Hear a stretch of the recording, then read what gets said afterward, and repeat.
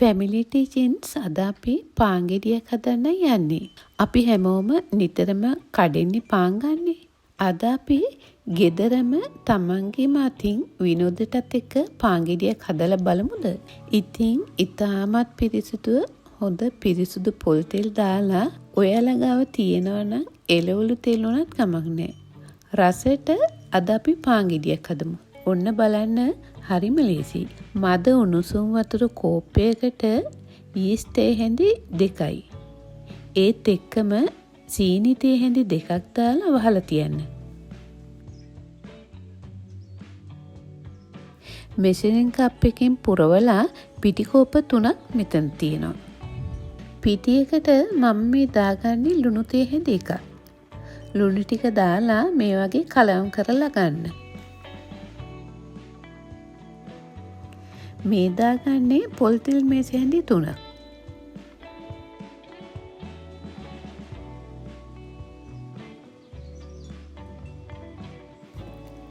ඒකත් පිටිත් එක්ක කලවම් කරගන්න ඕනේ. දැන් යීස්ට් ටිකත් හොඳට පිපිලා තියෙන්නේ.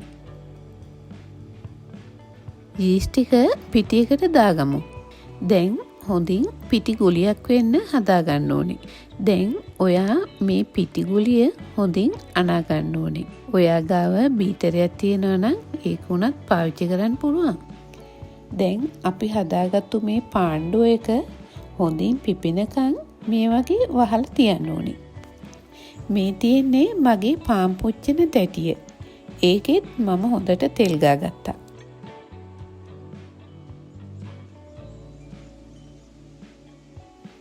ඩෝ එක හොඳට පිපිලා තියෙන්නේ. දැන් අපේ තැටියේ ප්‍රමාණයට මේක හදාගන්න ඕනේ. අපි දැන් මේක නවාගමු.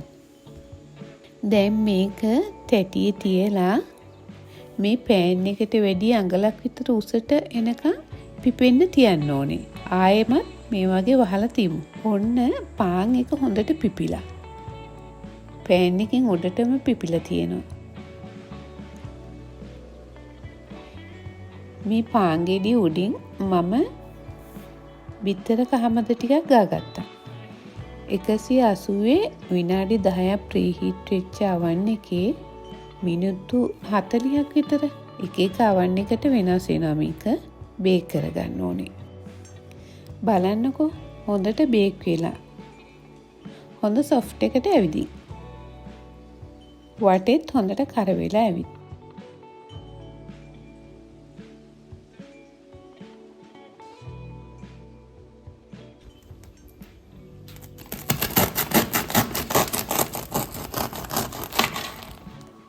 ඉතින් ඔයාලත් හදලා බලන්න. හදලා බලලා මට කමෙන්ට් එකක් දාන්න.